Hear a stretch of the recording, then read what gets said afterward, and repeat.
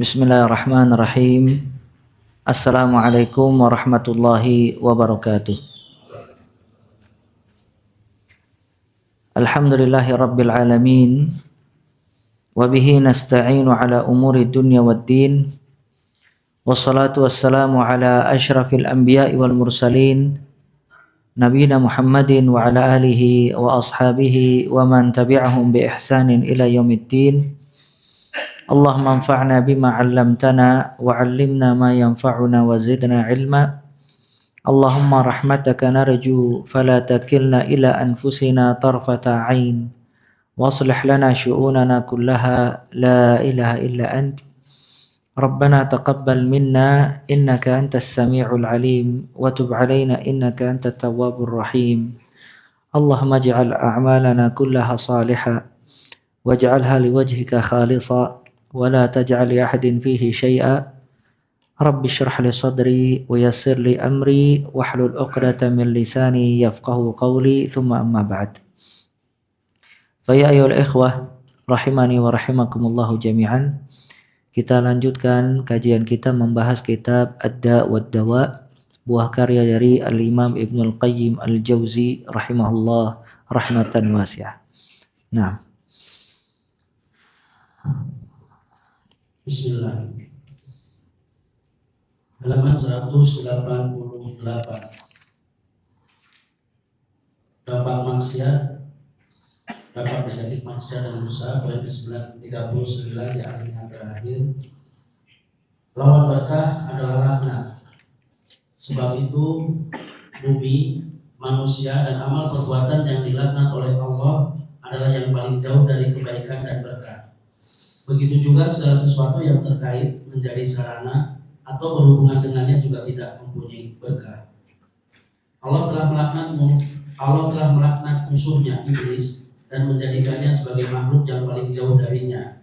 Maka dari itu segala sesuatu yang searah dengan iblis juga mendapat laknat Allah sesuai dengan kedekatan dan hubungan sesuatu itu dengannya.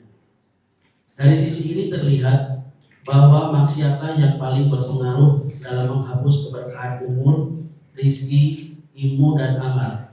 Seluruh harta, waktu, badan, kedudukan, ilmu, dan amal yang dipakai untuk bermaksiat kepada Allah akan mendatangkan bencana bagi pelakunya dan tidak bermanfaat untuknya. Umur, harta, kekuatan, kedudukan, ilmu, dan amal, melainkan jika digunakan untuk ketaatan kepadanya. Naam, lawan dari maksiat itu laknat.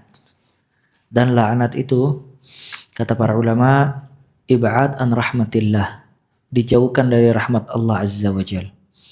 Seseorang apabila dilaknat oleh Allah, artinya dia dijauhkan dari rahmat Allah Azza wa Jal. Dan apabila dijauhkan dari rahmat Allah Subhanahu wa ta'ala, maka dia tidak mendapatkan kebaikan dan keberkahan dari Allah Subhanahu wa ta'ala. Dan semua orang yang ada kaitannya dengan sesuatu yang dilaknat oleh Allah Azza wa Jal, maka dia juga dijauhkan dari keberkahan Allah Subhanahu wa ta'ala. Oleh karena itu di sini Ibnul Qayyim rahimahullah, beliau mengatakan maksiat dampak yang paling besar menghilangkan keberkahan. Maka apabila seseorang itu bermaksiat, akan hilang keberkahan umurnya, akan hilang keberkahan rizkinya, akan hilang keberkahan ilmu dan amalnya.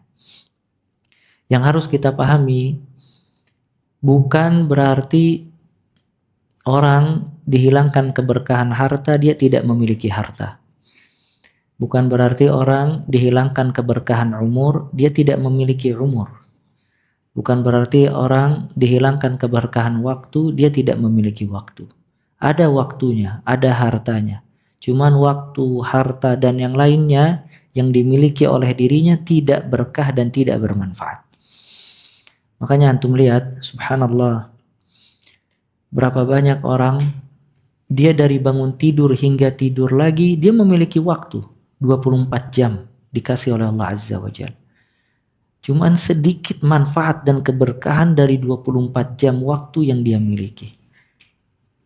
Dalam bab salat, nasallallahu alaihi, dia tidak memperhatikan salatnya lalai. dalam 24 jam tidak ada sholat sunnah yang dia kerjakan. Tidak ada satu ayat pun Al-Quran yang dia baca. Tidak membaca zikir pagi atau petang. Tidak membaca zikir keluar masuk rumah. Tidak ada tarbiyah kepada anak dan juga istrinya. Ya, sedangkan di sisi lain ada orang dikasih oleh Allah waktu yang sama 24 jam. Cuman waktu yang dia gunakan barokah. Dia tidak melewati dari zikir, melainkan dia berzikir. Dia membaca Al-Quran 1 juz atau 2 juz. Dia menjaga sholat-sholat sunnah. Dia menjawab azan, berdoa kepada Allah Azza wa Jal. Dia bersedekah dengan hartanya dan yang lainnya. Maka orang yang satu memiliki waktu yang sama. Cuma yang satu diberkahi oleh Allah, yang satu tidak diberkahi oleh Allah Azza wa Jal. Begitu juga harta. Berapa banyak orang memiliki harta yang banyak, namun hartanya tidak diberkahi oleh Allah. Qalilul faidah, sedikit faedah. Ya, sedikit sedekahnya, sedikit manfaatnya dan yang lainnya. Ya, maka ini pentingnya seseorang meminta kepada Allah keberkahan. Kemarin kita jelaskan kalau berkah itu katsirul khair wa ziyadatu. Banyak kebaikan dan terus bertambah. Nah, maka yang menghilangkan keberkahan maksiat. Maksiat itu menghilangkan keberkahan umur, menghilangkan keberkahan harta, menghilangkan keberkahan usia, semuanya hilang karena sebab dia bermaksiat kepada Allah Azza wa Jal. Ya. Maka manfaatkan apa yang diberikan oleh Allah kepada kita untuk mendekatkan diri kepada Allah Azza wa Jal. Ya. Waktu, harta, usia, itu semua kita pakai untuk mendekatkan diri kepada Allah Subhanahu wa ta'ala. Ya. Sebagaimana firman Allah Azza wa Jal, "Wabtaghi fima ataka Allahu daral akhirah." Raihlah apa yang Allah berikan kepada dirimu untuk kehidupan akhirat. Apa yang Allah kasih kepada kita? Semuanya dikasih oleh Allah. Wabtaghi fima ataka Allah. Inginkanlah semua yang Allah berikan kepadamu, usia, waktu, harta, tenaga, pikiran. Yang paling utama kita gunakan untuk berkhidmat kepada Allah Azza wa Jalla. Dengan itu wala tansa nasibaka minad dunya. Jangan kamu lupakan bagianmu dari dunia. Maka apabila kita gunakan untuk Allah, berkhidmat kepada Allah, meraih kecintaan dan keridhaan Allah Azza wa Jalla, semua hal tersebut diberkahi oleh Allah Azza wa Jalla. Waktu kita diberkahi, harta kita diberkahi, banyak kebaikan dan manfaat. Ya, dari ketaatan dan niat yang baik hanya untuk Allah Azza wa Jalla. Nah, ada yang hidup di dunia ini selama kurang lebih 100 tahun. Namun umurnya yang sebenarnya yang digunakan untuk taat kepada Allah tidak sampai 10 tahun. Ada juga yang mempunyai harta berlimpah dari jenis emas dan perak. Tetapi hartanya yang sebenarnya yang digunakan untuk taat kepada Allah hanyalah sekitar 1000 dirham. Demikian pula dengan ilmu dan kedudukan yang dimiliki oleh seseorang. Nah, antum lihat subhanallah. Kata Ibnu Al-Qayyim rahimahullah, ada orang hidup di dunia 100 tahun. Cuman umurnya yang dia pakai ketaatan tidak lebih dari 10 tahun. Sisa usianya semuanya tidak bermanfaat di sisi Allah Azza wa Jalla. Ya, dan sebagian ulama mengatakan umur yang barokah itu umur yang banyak kebaikan. Makanya sebagian ulama mengatakan umur panjang itu bukan panjang usianya, tapi manfaatnya sangat banyak walaupun usianya pendek. Nah, sebagian orang umurnya 40-50 tahun, tapi amal ibadahnya seperti orang yang umurnya 1000-2000 tahun.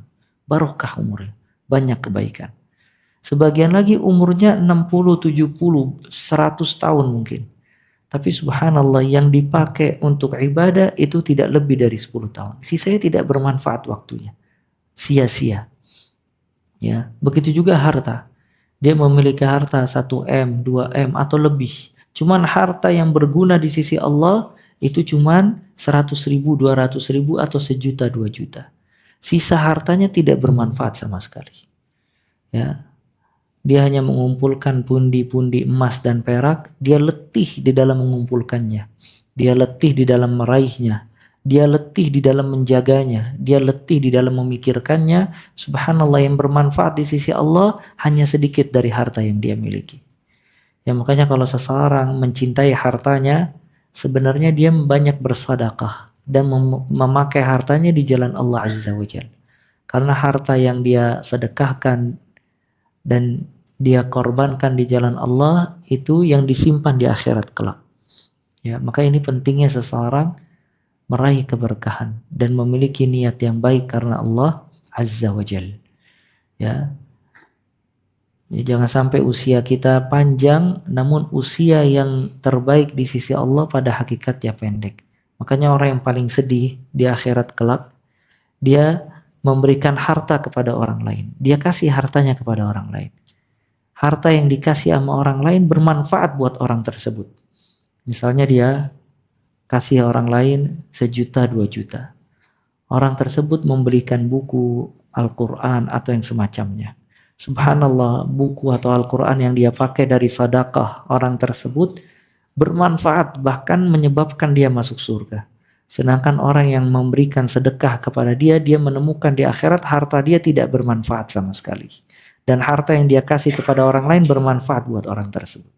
Nah ini ya yang paling kasihan. Dia menemukan harta dia di orang lain tapi bermanfaat. Sedangkan harta yang ada pada diri dia tidak bermanfaat. Ya, begitu juga usia, waktu. Ya jangan sampai ya kita menjadikan waktu kita ini tidak bermanfaat dan tidak barokah. Sebagian orang subhanallah dalam satu hari kathirul khair. Banyak kebaikan yang dia lakukan. Hampir semua kebaikan bisa dia laksanakan dalam satu hari. Dan ini mubarak, penuh dengan keberkahan. Sedangkan di sisi lain, seseorang itu dalam satu hari sedikit bahkan tidak ada kebaikan yang dia lakukan. Makanya ini pentingnya sidqun niyah, niat yang jujur karena Allah, ikhlas. Ketika seseorang bangun dari tidur, dia harus mengingat kalau dia dikasih kesempatan oleh Allah untuk beramal saleh. Maka dia manfaatkan dengan baik. Jangan dihabiskan seluruh waktunya hanya untuk bermain, bercanda, hanya untuk mencari nafkah, namun tidak ada waktu ya yang dia pakai berkhidmat untuk Allah Azza wa Jalla. Bisa dipahami ini ya. Dan Ibnul Qayyim rahimahullah juga mengatakan bagi orang-orang yang bermaksiat, kata Ibnul Qayyim rahimahullah, orang kalau bermaksiat kemudian bertobat, dia cuman memperbaiki sisa hidupnya. Lihat subhanallah. Dia bermaksiat 20 tahun, kemudian dia bertobat, tersadar dia kalau selama 20 tahun ini dia bermaksiat. Maka yang dia lakukan itu hanya memperbaiki sisa dari hidupnya. Dan dia tidak tahu sisa hidupnya berapa lama. Kalau dia bermaksiat 20 tahun, sisa hidupnya 5 tahun, dia hanya memperbaiki sisa hidup yang 5 tahun. Dari kehidupan dia di dunia ini. Kalau 2 tahun, dia hanya memperbaiki sisa hidup 2 tahun. Ya maka ini pelajaran penting. Kalau seseorang itu ketika dia berhenti dari maksiat, dia hanya memperbaiki sisa hidup. Bukan dia memulai dari nol dan akan panjang hidupnya. Dia memperbaiki sisa yang ada dari waktu, usia, dan hidupnya.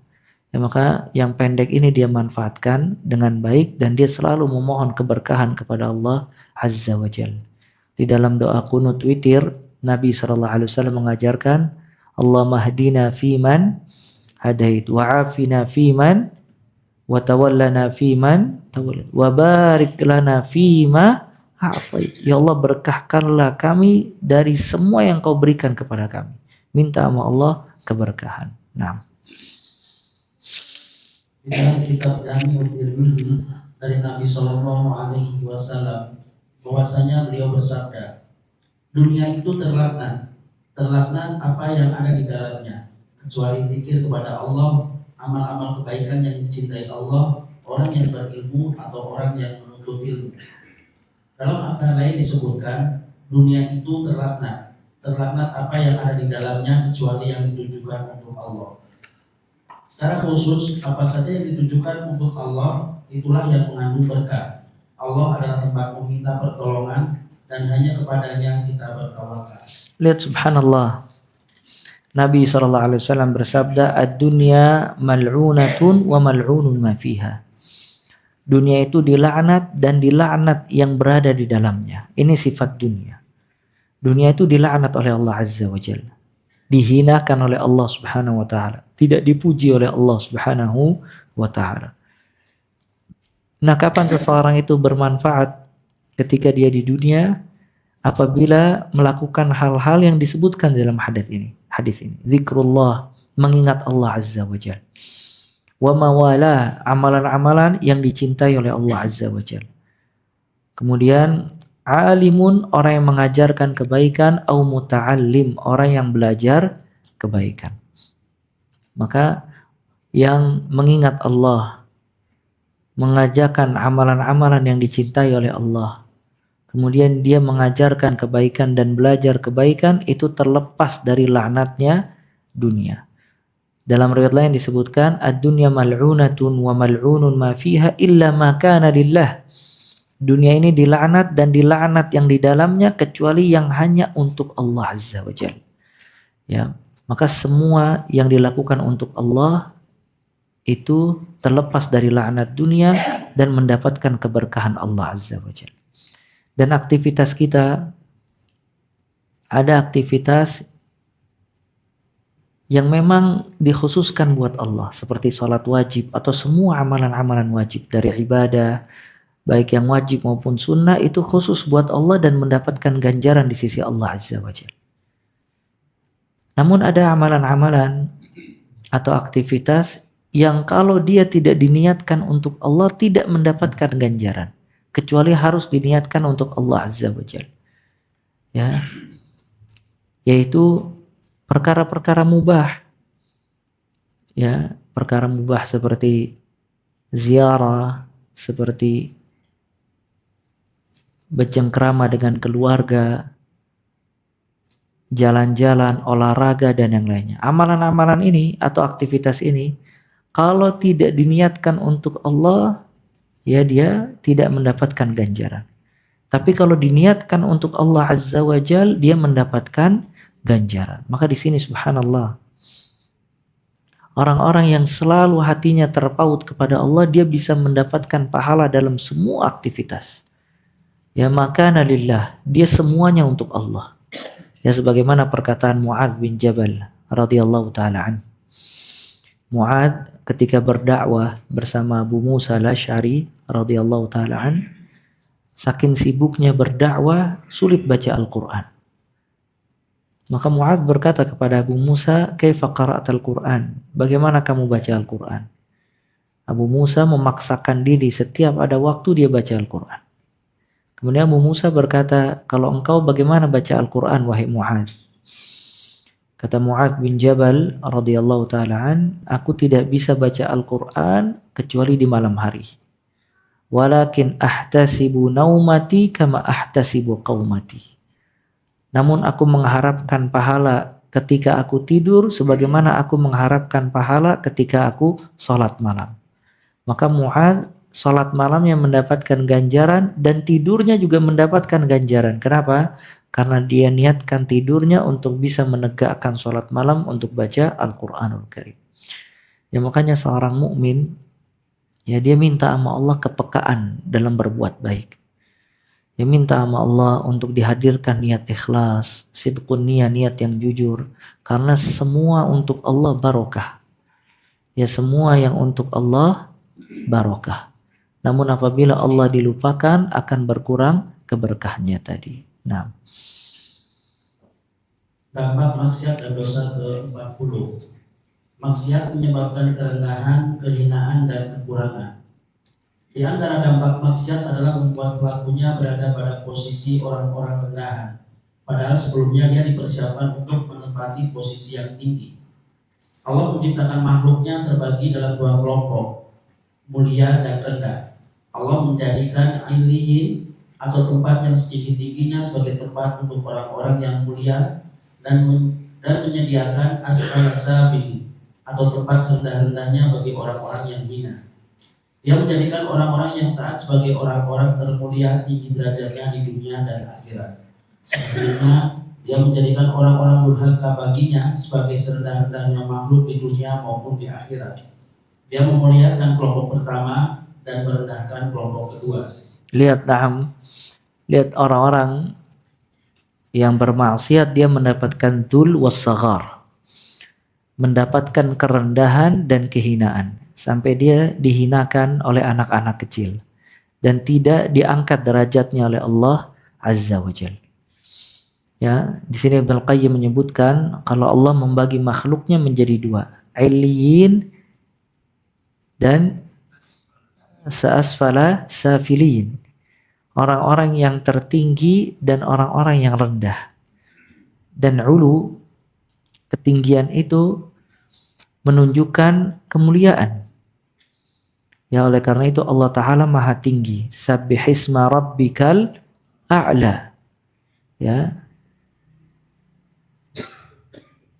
Allah maha tinggi dan ketinggian itu menunjukkan kepada keutamaan. Makanya orang-orang yang taat diangkat derajatnya oleh Allah Azza wa Jal, ya, dan ditinggikan, ya, illiyin. Sedangkan apabila dia bermaksiat, maka dia jatuh ke bawah dan dihinakan, asfala safilin. Ya, maka dengan maksiat itu dia dihinakan dan direndahkan. Nah,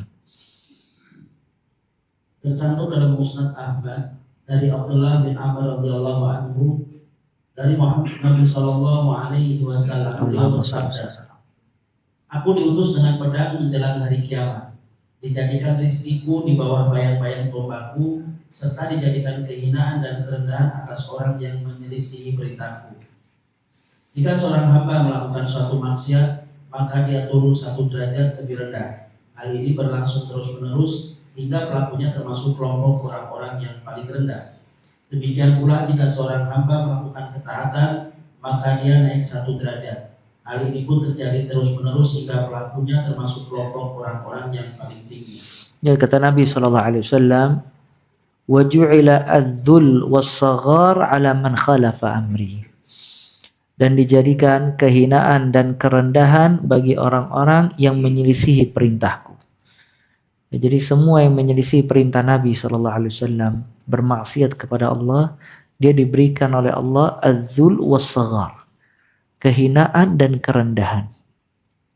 Ya, dia dihinakan dan juga direndahkan oleh Allah Azza wa Jalla. Makanya antum lihat tentang sejarah Nabi Muhammad SAW. Raja-raja Persia dan Romawi yang dulu dia diagungkan dan dibesarkan, namun ketika diutusnya Nabi Muhammad SAW, maka mereka dihinakan, ya, dimasukkan penjara, tentara-tentaranya menjadi budak, atau rakyatnya harus membayar upeti dan yang lainnya. Ya, mahkota yang ada di atas kepala raja ditaruh di gudang oleh kaum muslimin. Semuanya dihinakan ketika dia menyelisihi perintah Nabi Muhammad sallallahu alaihi wa ala alihi wasallam. Begitu juga kaum muslimin ketika dia menyelisihi perintah Allah dan perintah Nabi Muhammad sallallahu alaihi wasallam, maka dia akan mendapatkan kehinaan dan juga kerendahan. Kata Nabi sallallahu alaihi wasallam, "Idza tabaya'tum bil 'inah wa akhadhtum aznabal baqar wa raditum biz zar' wa taraktumul jihad, sallatallahu alaikum dhullan la yanzi'uha hatta tarji'u ila dinikum."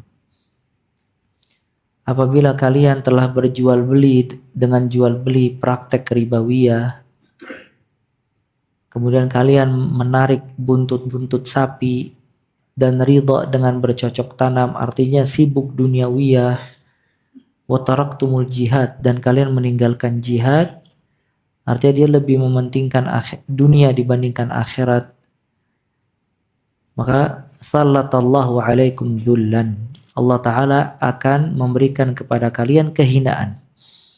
Dan kehinaan ini tidak akan diangkat hatta tarji'u ila dinikum, sampai kalian kembali kepada agama kalian.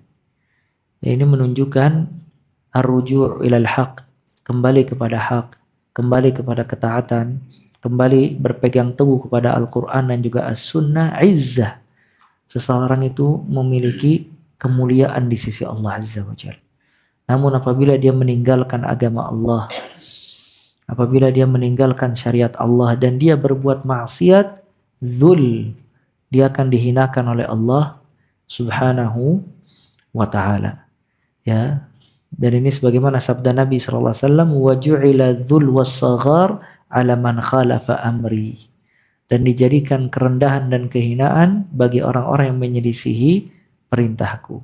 Dan terus dia turun derajatnya. Setiap berbuat maksiat semakin hina sampai di puncak kehinaan. Begitu juga sebaliknya, seseorang apabila selalu melakukan ketaatan, semakin tinggi, semakin terangkat sampai puncak kebaikan. Ya, sampai puncak kebaikan. Sebagaimana orang yang berbuat ketaatan ya tafawat, bertingkat-tingkat, begitu juga orang yang berbuat dosa bertingkat-tingkat. Nah, terkadang dalam kehidupan sehari-hari seorang hamba terkumpul padanya derajat yang turun dan naik dari sisi yang berbeda-beda. Pelakunya akan digolongkan pada derajat yang lebih dominan dari keduanya. Tidaklah orang yang naik 100 derajat dan turun 1 derajat sama dengan orang yang berbuat sebaliknya. Namun, terkadang sejumlah orang melakukan kesalahpahaman yang besar. Dalam sekali jatuh, seorang hamba bisa saja mencapai jarak yang lebih jauh daripada jarak antara timur dan barat atau jarak antara langit dan bumi.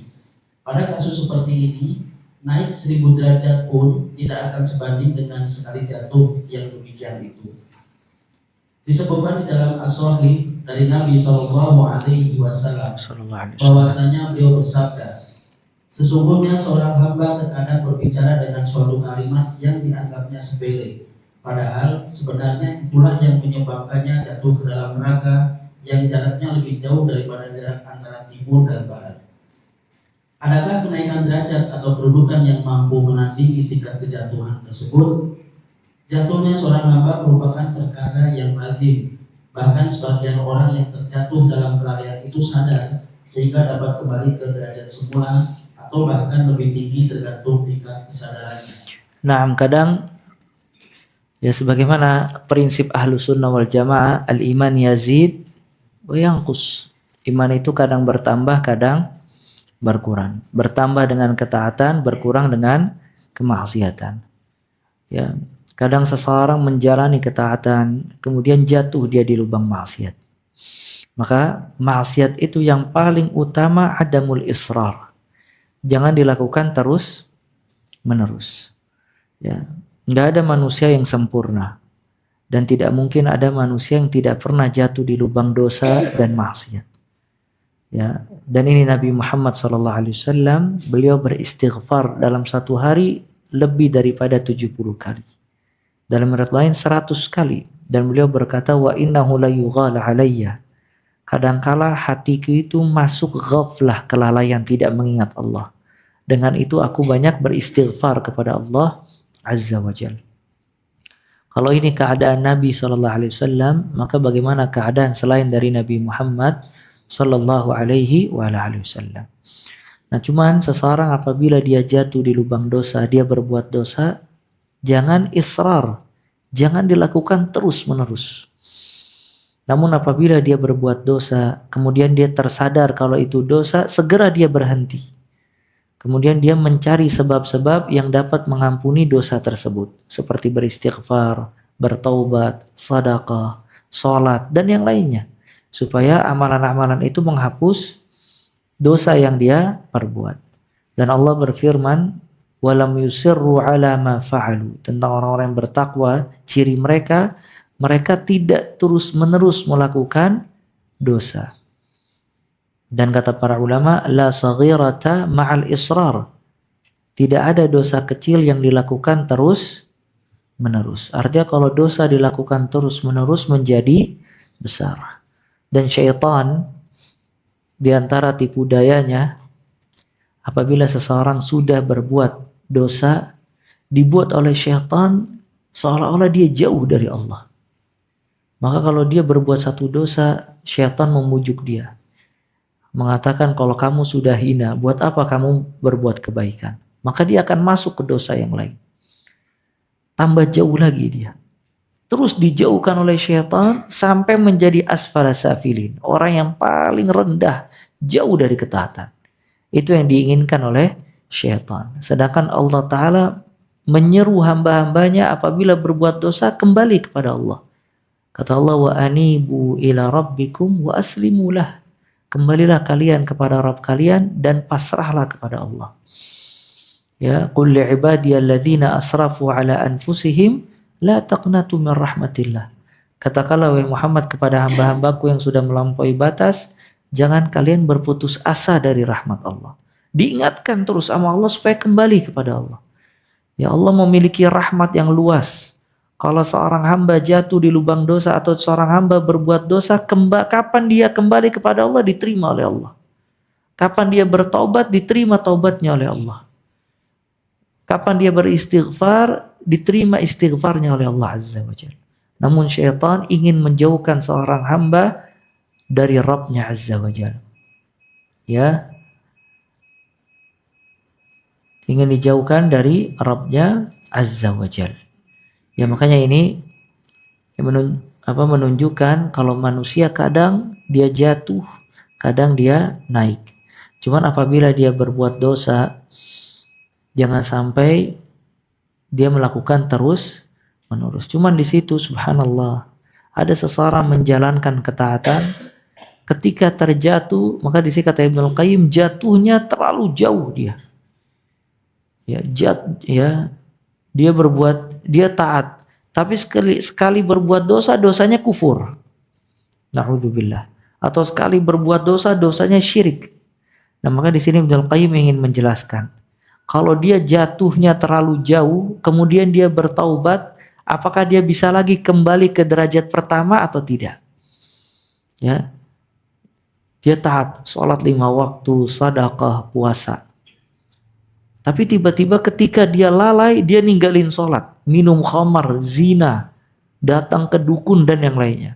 Nah, nanti ketika dia bertobat dari dosa tersebut, apakah dia bisa kembali lagi seperti derajat pertama atau dia tidak bisa?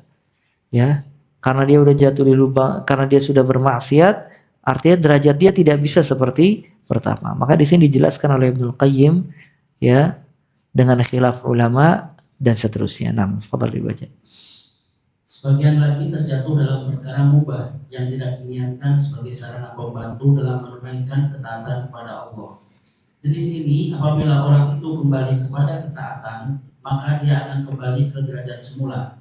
Tidak menutup kemungkinan dia tidak mencapainya atau bahkan melebihinya.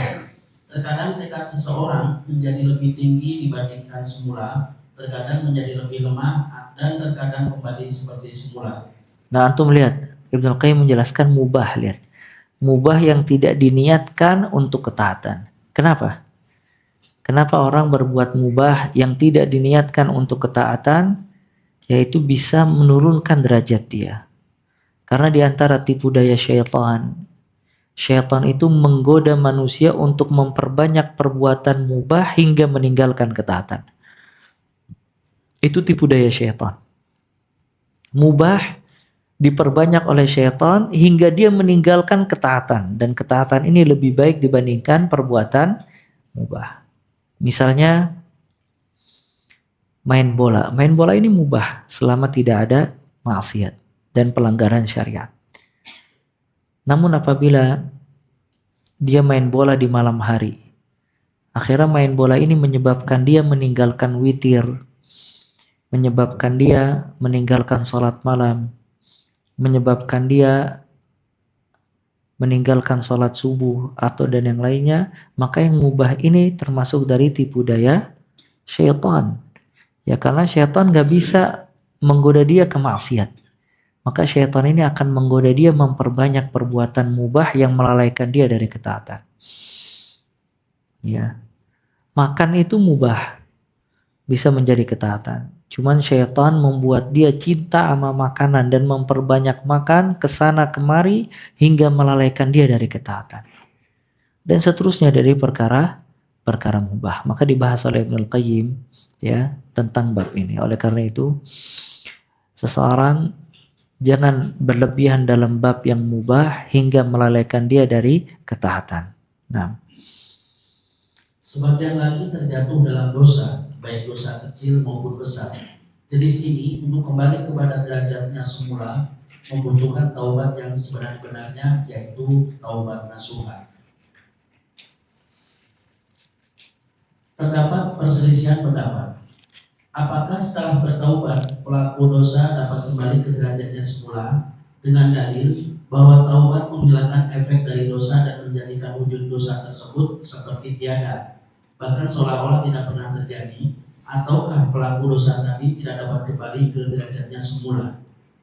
Pendapat kedua, yaitu tidak dapat kembali ke derajatnya semula, berdalil bahwa pengaruh taubat hanya berlaku dalam hal menggugurkan hukuman atau adab.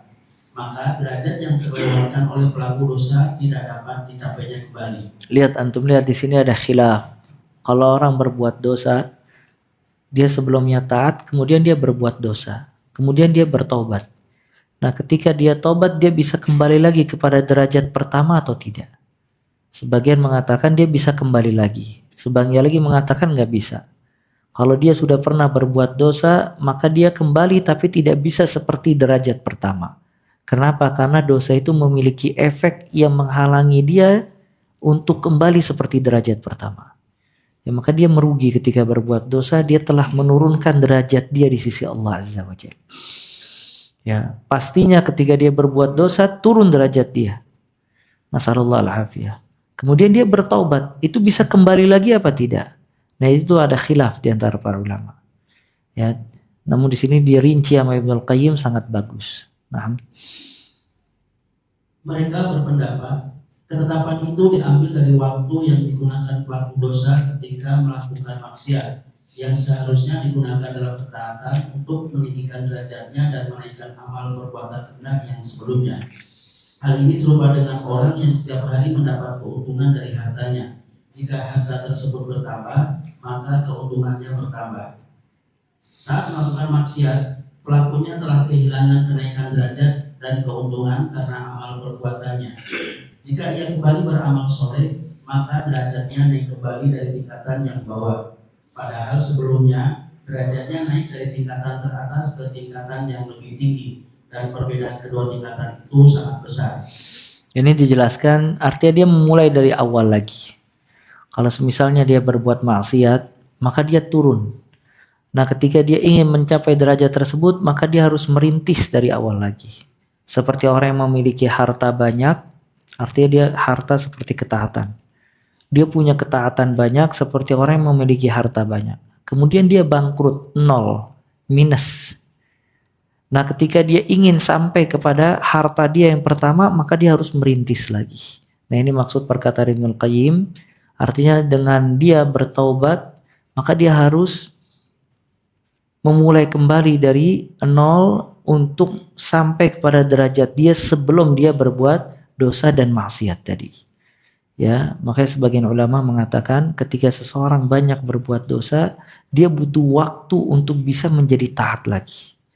Karena dosa itu membuat dia lemah. Dosa itu membuat dia pesimis. Dosa itu membuat dia lalai. Dosa itu membuat dia sulit. Maka untuk sampai kepada derajat yang tinggi dia butuh proses. Ya, tidak bisa langsung dia berubah sekaligus. Nah, mereka juga mengatakan bahwa permisalan dalam hal ini adalah seperti dua orang yang menaiki dua buah tangga yang tidak berujung. Awalnya keduanya berada pada posisi dan ketinggian yang sama. Kemudian salah satunya turun ke bawah, lantas naik kembali. Orang yang tidak pernah turun pasti mengungguli orang yang pernah turun, meskipun turunnya hanya 1 derajat. Nah, antum lihat seperti orang yang naik tangga. 2 orang naik tangga. Yang satu naik terus, yang satu sempat turun. Ya. Nah, maka yang turun ini dia harus naik kembali. Yang sebelumnya tangga itu pernah dia injak. Cuman karena dia turun, akhirnya dia menginjak kembali. Makanya orang yang pernah berbuat dosa maksiat, kadang susah mengungguli orang yang berbuat ketaatan dan istiqamah. Kenapa? Derajatnya jauh. Orang yang taat dan istiqamah naik terus dia. Sedangkan yang satu naik turun, bahkan yang satu turun terus, ya, dan seterusnya. Ya, makanya di sini pentingnya seseorang minta sama Allah istiqamah. Dan subhanallah, akhir kalam, kalau seseorang ingin terus tinggi derajatnya, maka dia berusaha untuk meninggalkan maksiat. Antum lihat, dia berbuat maksiat, nasallallahu alaihi, dia berbuat maksiat turun derajatnya. Yang sebelumnya dia sudah taat dan sampai kepada derajat yang tinggi, karena dosa dia akhirnya dituruni derajatnya oleh Allah. Nah, ketika dia tersadar, dia ingin naik lagi, butuh proses untuk ya sampai kepada derajat tersebut. Maka maksiat ini benar-benar merugikan dia, tidak ada kebaikan sama sekali dalam kemaksiatan. Ya, menurunkan derajat dia yang sebelumnya dia tinggi, diturunkan derajatnya karena sebab dosa dan maksiat dia tadi. Ya, maka dia lihat orang-orang yang berbuat taat dan istiqamah di atas ketaatan. Ya, mereka naik terus meninggalkan kita yang berbuat maksiat. Tidak ada waktu dia untuk turun dari tangga. Dia terus naik. Ya, maka ketika kita tersadar, kita lihat kalau mereka udah jauh dari kita. Mereka sudah jauh meninggalkan kita. Maka kita mendapatkan kerugian. Sedangkan akhirat itu perlombaan. Bukan akhirat itu diraih dengan berdiam diri. Tapi akhirat itu fastabiqul khairat, berlomba-lomba. Antum kalau baca surat Al-Mutaffifin, di situ Allah jelaskan tentang penghuni neraka. Kemudian Allah jelaskan tentang penghuni surga dan nikmat yang diraih oleh penghuni surga. Setelah Allah jelaskan tentang nikmat yang diraih oleh penghuni surga, Allah mengingatkan wa fi dzalika falyatanafasil mutanafisun. Oleh karena itu berlombalah orang-orang yang ingin berlomba. Artinya kalau antum ingin surga yang begitu nikmat, falyatanafas, maka berlomba. Karena surga ini tidak diraih dengan berleha-leha. Sil'atullah ghaliyah, barang dagangan Allah sangat mahal. Ya, maka maksiat ini menghilangkan semua kebaikan tadi. Makanya kata Allah, innalil muttaqina mafaza. Sesungguhnya bagi orang-orang yang bertakwa itu mafaz. Apa mafaz? Pemenang itu bahasa Arabnya faiz. Maka orang yang bertakwa itu kemenangan. Jadi ini ibarat perlombaan. Kalau yang bertakwa dan istiqamah, faiz, dia menang nanti di akhirat. Ya, makanya maksiat ini meninggalkan dia jauh ke belakang. Ya, sedangkan di situ ada hamba-hamba Allah yang terus naik ke atas, tidak pernah turun. Kalaupun turun sedikit, dia segera naik. Makanya orang-orang yang ghaflah, yang lalai, yang maksiat, dia tertinggal jauh ke bawah. Dan dia tidak akan merasakan atau tidak akan menyesali perbuatan dia kecuali ketika dia melihat orang-orang yang istiqamah di akhirat kelak. Si fulan dan si alan, teman main dia dan berbarengan dengan dia, jauh berada di atas dia, sedangkan dia stagnan, bahkan di bawah mereka jauh. Dan disebutkan di dalam hadis, sebagian orang dikasih oleh Allah nanti di akhirat ghuraf, ruangan-ruangan. Dia dimuliakan oleh Allah, dikasih ruangan-ruangan di surga. Nanti orang yang di bawah melihat penghuni surga yang ada di ruangan tersebut, itu seperti kita melihat bintang di langit. Jauh gak lihat bintang? Antum lihat jauh bintang. Mereka berada di atas, ya, bintang berada di atas langit sana, maka kedudukan manusia di surga seperti seseorang melihat bintang jauh. Ya, maka benar kata Allah, wa fi dzalika falyatanafasil mutanafisun. Nah, dalam masalah ini Syekhul Islam Ibnu Taimiyah rahimahullah memberi penjelasan yang dapat diterima kedua kelompok tadi. Beliau berkata, jika diamati secara teliti akan jelas bahwa sebagian orang yang bertaubat kembali ke derajat yang lebih tinggi daripada derajat semula. Sebagian lagi kembali ke derajatnya semula, dan sebagian lagi tidak mampu mencapai derajatnya semula. Saya berpendapat yang demikian itu sesuai dengan kekuatan dan kesempurnaan taubat serta pengaruh yang ditimbulkan maksiat kepada pelakunya, yaitu berupa kerendahan diri, keinginan untuk kembali kepadanya, kewaspadaan, takut padanya, dan menangis karena rasa takut tersebut. Perkara-perkara tadi terkadang memuat sehingga orang yang bertaubat kembali ke derajat yang lebih tinggi dibanding derajatnya semula. Setelah bertaubat, kondisi pelaku dosa menjadi lebih baik dibandingkan sebelum melakukan maksiat. Pada kondisi ini, maksiat tersebut berubah menjadi rahmat untuk golongan ini. Sebab maksiat tadi menghilangkan rasa takjub kepada diri sendiri, melenyapkan rasa kurang percaya diri, dan menghapus sikap membanggakan amalan, lalu membuatnya menyesal, merendah dan menghinakan diri di gerbang Sang Penolong. Maksiat itu membuatnya mengenal keterbatasannya, kefakirannya, serta kebutuhannya yang sangat terhadap penjagaan dari Allah, maaf dan ampunannya, lantas mengeluarkan dari hatinya rasa angkuh yang timbul dari ketaatannya, sehingga ia menjadi rendah hati, tidak sombong dan tidak memandang dirinya lebih baik daripada orang lain. Ia pun berdiri di hadapan Rabb-Nya sebagaimana layaknya orang-orang yang bersalah dan berdosa, menundukkan kepalanya, malu, gemetar, serta takut kepadanya. Ia merasa bahwa ketaatannya sangat kurang, sedangkan kemaksiatannya sangat besar. Ia mengakui kekurangannya dan keburukan dirinya, sementara hanya Rabb-Nya semata yang memiliki kesempurnaan dan pujian. Hal ini sebagaimana dikatakan dalam syair, hanya Allah yang memiliki segala kesempurnaan dan pujian, sedangkan manusia bersanding dengan kekurangan dan celaan. Nah, antum lihat, subhanallah. Ya, emang ini keistimewaan kitab Ibnul Qayyim, Ibnu Taimiyah, Ibnu Rajab rahmatullah alaihim, membuat hati lembut. Ya, antum kalau banyak baca kitab-kitab ini, ya bisa mendapatkan asrul ilm, inti ilmu. Ya, Ibnu Taimiyah kemudian Ibnul Qayyim menjelaskan, yang pertama itu sesuai dengan keadaan taubat dia. Dan ini tahqiq, ya, kesimpulan dari Ibnu Taimiyah dan Ibnul Qayyim.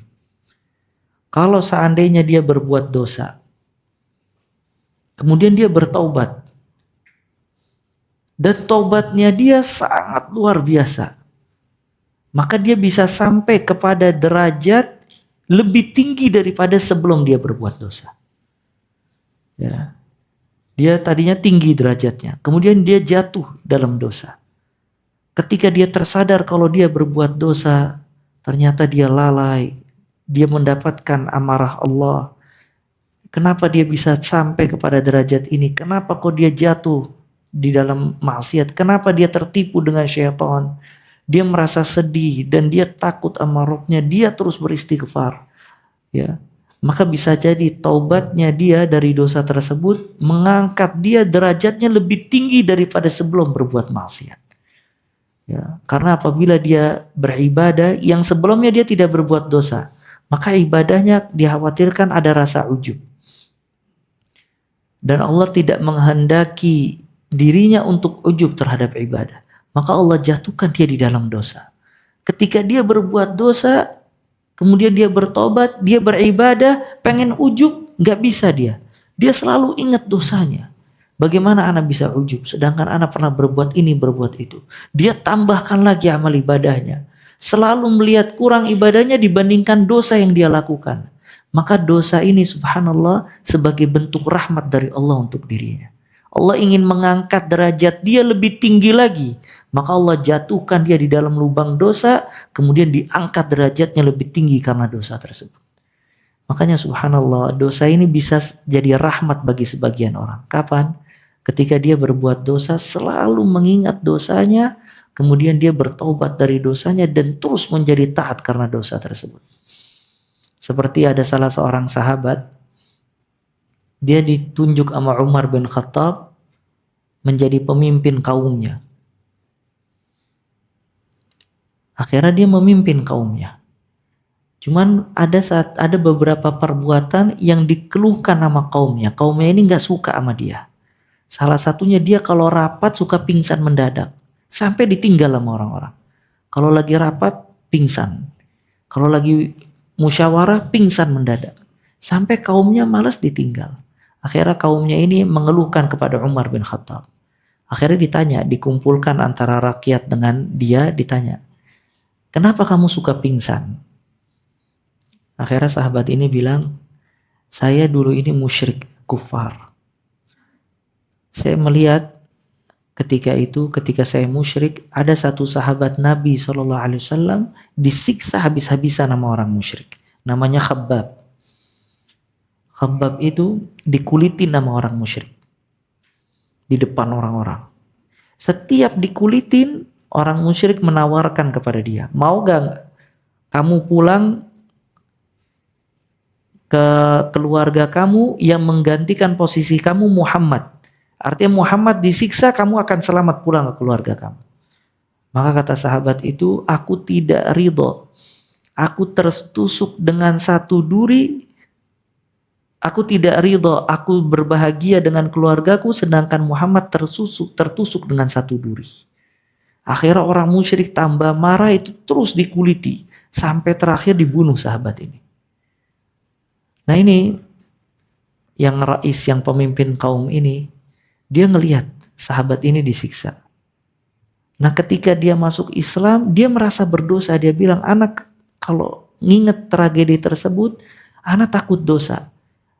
Takut Allah tidak mengampuni anak. Kenapa anak mendiamkan dia seorang diri, tidak menolong pada waktu itu? Setiap anak ingat dosa, anak langsung pingsan tersungkur, gak sadar. Setiap anak ingat tersungkur, anak takut Allah tidak mengampuni anak. Maka kadang sebagian orang dibuat oleh Allah berbuat dosa dia. Kenapa? Karena dosa itu menghilangkan dia dari ujub. Allah tidak ingin ibadah dia gugur karena ujub. Maka Allah jatuhkan dia di lubang dosa, kemudian dia menyesal atas dosanya, menghinakan diri kepada Allah. Setiap dia beribadah gak bisa ujub, karena dia ingat dosanya banyak, gak ada kesempatan untuk ujub. Maka dosa itu rahmat dari Allah untuk dirinya.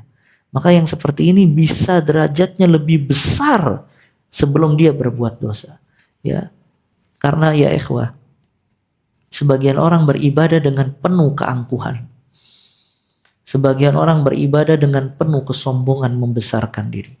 Sebagian orang beribadah ngelihat orang lain yang ibadahnya lebih rendah dari dia, dia rendahkan. Kadang-kala manusia seperti itu. Maka Allah tidak menghendaki ibadah dia sia-sia di sisi Allah Azza wa Jalla. Dijatuhkan nama dia, Allah Ta'ala menjatuhkan orang ini pada maksiat agar dia bisa tawadhu, merendahkan hatinya di hadapan Allah. Maka dia ibadah dengan penuh kehinaan, dia ibadah dengan penuh pengagungan kepada Allah. Dia ibadah dengan mengingat dosanya agar tidak sombong. Dia ibadah dengan penuh takut kalau ibadah ini ditolak karena dosa-dosa yang dia perbuat. Maka dosa itu menjadi rahmat buat dirinya, bukan menjadi keburukan. Ya maka ini pentingnya seseorang zul, penghinaan. Makanya subhanallah, tidak ada di dalam syariat ini yang sia-sia. Taubat, amalan yang dilakukan oleh seorang hamba setelah apa? Taubat itu kapan seorang hamba bertobat? Setelah dosa. Ternyata taubat itu bukan amalan sia-sia. Taubat itu rahmat dari Allah Azza wa Jalla. Antum bayangin kalau orang berbuat dosa tidak taubat. Apa yang dia lakukan? Cuma dengan dia bertaubat dia bisa kembali kepada Allah. Maka dia menemukan Allah Tawwabur Rahim. Ya, maka kata para ulama, Nabi Adam alaihissalam lebih mulia ketika dia berbuat dosa kemudian bertobat dibandingkan sebelum berbuat dosa. Kenapa? Ketika Nabi Adam berbuat dosa, dia meminta ampun kepada Allah Al-Ghaffar. Maka berfungsi nama Allah Al-Ghaffar yang maha pengampun. Makanya sebagian dosa itu rahmat. Ya, sebagian ulama mengatakan berapa banyak orang berbuat dosa, dosanya memasukkan dia ke dalam surga.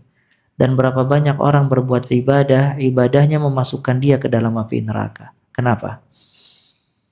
Berapa banyak orang berbuat dosa, dosanya seperti tadi, membuat dia selalu bertobat dan takut kepada Allah.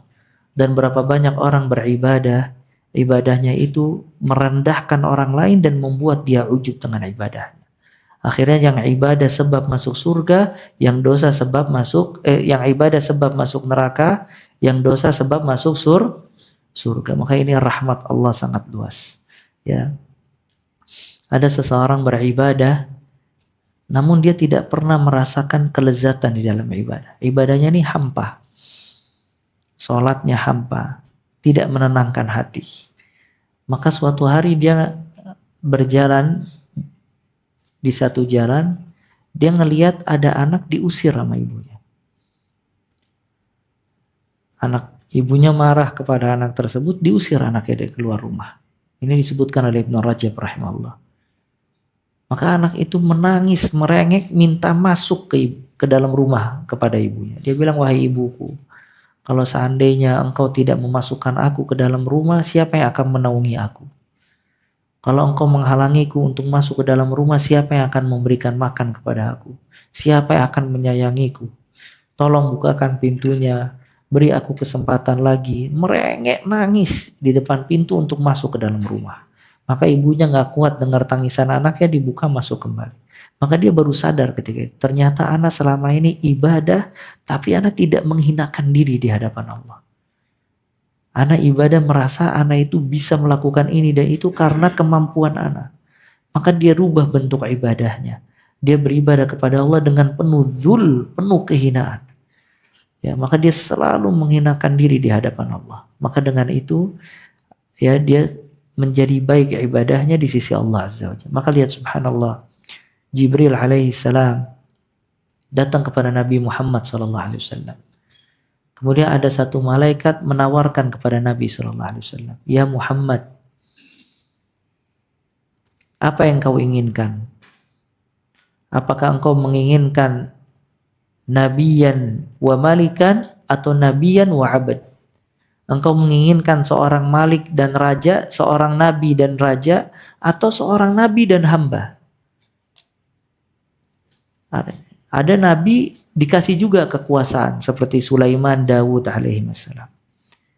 Ada nabi tapi dia tidak memiliki kerajaan. Dia nabi dan hamba sahaya. Maka kata Jibril, "Ya Muhammad, tawadha' li rabbik." Wahai Muhammad, rendahkanlah hatimu untuk Rabb kamu. Maka kata Nabi SAW, "Bal ana nabiyun wa abad." Aku seorang nabi dan aku seorang hamba. Maka Nabi SAW menjadi manusia yang paling terhormat dengan menjadi seorang hamba, karena apabila menjadi seorang hamba dia banyak menghinakan diri di hadapan Allah Azza wa Jalla. Ya makanya seseorang apabila berbuat dosa, dia banyak beristighfar, meminta ampun kepada Allah, dan menjadikan dosa tersebut rahmat bagi dirinya untuk bisa kembali kepada derajat yang jauh lebih besar sebelum dia berbuat dosa tadi, ya. Maka sebagian orang berbuat dosa, kemudian ketika dia tersadar, dia bisa mengerjakan ketaatan yang jauh lebih besar sebelum dia berbuat dosa. Karena dia tahu kalau dosa-dosa dia takut tidak diampuni sama Allah, maka dia membayarnya dengan ketaatan-ketaatan yang besar. Ya, berharap ketaatan ini bisa menghapusi semua dosa-dosa yang pernah dia lakukan. Maka dosa itu menjadi rahmat bagi dirinya. Dan ini penjelasan Ibnul Qayyim rahimahullah rahmatan wasi'ah. Dilanjutkan sedikit kemudian selesai. Nikmat apapun yang diterima orang itu dari Allah akan dianggapnya berlimpah. Bahkan dia melihat dirinya belum pantas menerima nikmat tersebut. Begitu pula pada saat musibah dan bencana menimpa dirinya, ia melihat dirinya memang layak ditimpa bencana, bahkan yang lebih besar. Ia memandang Allah telah berbuat baik padanya ketika hukuman atas kemaksiatannya ternyata tidak sebanding dengan maksiatnya atau separuhnya, bahkan belum sebanding dengan bagian terkecil dari maksiat yang dilakukannya. Lihat subhanallah, dosa itu membuat dia selalu bersyukur atas semua nikmat. Dia tahu kalau Allah menghendaki, Allah tidak memberikan kepada dia nikmat karena dosanya banyak. Setiap dia dapat nikmat dia bersyukur masih dikasih nikmat oleh Allah. Kalau Allah menghendaki mungkin nikmat ini enggak ana dapati karena dosa ana udah terlalu banyak. Kalau dia dapat musibah dengan dia bertobat, maka dia merendahkan musibah tersebut. Ya, dia menyatakan kalau Allah menghendaki mungkin musibahnya jauh lebih besar. Ana dulu dosanya riba, zina sama yang lainnya. Cuman dikasih musibah sedikit. Kalau Allah menghendaki mungkin lebih besar daripada yang sekarang ini. Cuman yang sekarang masih banyak kebaikan, musibahnya masih ringan. Ini semua dari dampak taubat dia ketika dia berbuat dosa. Maka dia bisa mensyukuri nikmat Allah dan bisa bersabar atas musibah Allah Azza wa Jalla. Nah, sungguh hukuman yang seharusnya diterima pelaku maksiat tidak akan sanggup dipikul oleh gunung-gunung yang kokoh, apalagi dipikul seorang hamba yang lemah dan tidak berdaya. Sungguh yang dihadapi pelaku dosa, meskipun dosa itu kecil, adalah Zat yang maha agung. Tidak ada yang lebih agung darinya. Maha besar, tidak ada yang lebih besar daripadanya. Maha mulia, tidak ada yang lebih mulia daripadanya. Serta Zat yang memberikan seluruh nikmat, baik besar maupun kecil. Ini adalah perkara yang paling jelek, buruk dan kecil. Andaikan ini ditujukan kepada para pemimpin dan petinggi yang mulia dari kalangan manusia, tentu akan dianggap buruk oleh setiap orang, baik mukmin ataupun kafir. Nah, kita cukupkan sampai di sini, semoga bermanfaat. Subhanakallah bihamdik, asyhadu an la ilaha illa anta, astaghfiruka wa atubu ilaik. Wa sallallahu wasallam wa baraka ala abdika rasulika Muhammad wa akhiru da'wana alhamdulillahi rabbil alamin. Tsumma assalamu alaikum warahmatullahi wabarakatuh.